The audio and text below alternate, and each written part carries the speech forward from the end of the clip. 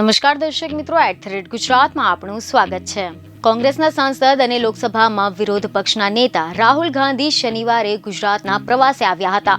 તેઓ અમદાવાદમાં કોંગ્રેસના કાર્યકરોને પણ મળ્યા હતા। કાર્યકર્તાઓને સંબોધિત કરતા રાહુલ ગાંધીએ પીએમ મોદી અને ભાજપ પર તો આકરા પ્રહાર કર્યા જ હતા, પરંતુ આની સાથોસાથ તેમણે ગુજરાત કોંગ્રેસમાં ચાલી રહેલ નીતિને લઈને પણ નારાજગી વ્યક્ત કરી હતી અને તેમની નારાજગી વ્યક્ત કર્યા બાદ હવે ટૂંક સમયમાં જ ગુજરાત કોંગ્રેસમાં પણ કોઈ મોટા ફેરબદલના સંકેત મળી આવ્યા છે।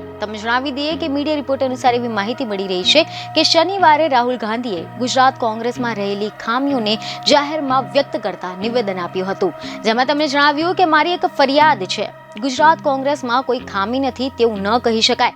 એક કાર્યકર્તાએ મને કહ્યું કે રાહુલજી, કોંગ્રેસમાં એક તકલીફ એવી છે કે બે પ્રકારના ઘોડા હોય છે, એક રેસનો અને બીજો લગ્નનો। ક્યારેક કોંગ્રેસ લગ્નના ઘોડાને રેસમાં તો ક્યારેક રેસના ઘોડાને લગ્નમાં દોડાવે છે।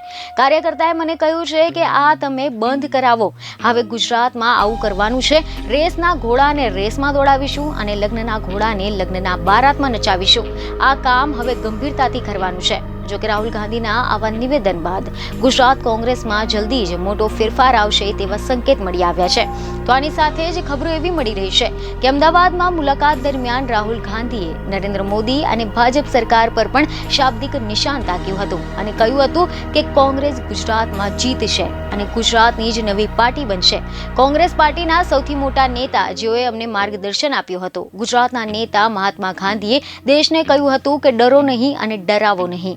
આજે કોંગ્રેસ પાર્ટીના વિચાર ગુજરાતથી આવ્યા હતા। આ સાથે જ રાહુલ ગાંધીએ વધુમાં કહ્યું કે હવે અમે તેમને સબક શીખવાડીશું, જેમને અમારી ઓફિસ તોડી છે તેમ અમે તેમની સરકાર તોડીશું। બીજને એક ખબર સાથે ફરી મળીશું। ધન્યવાદ।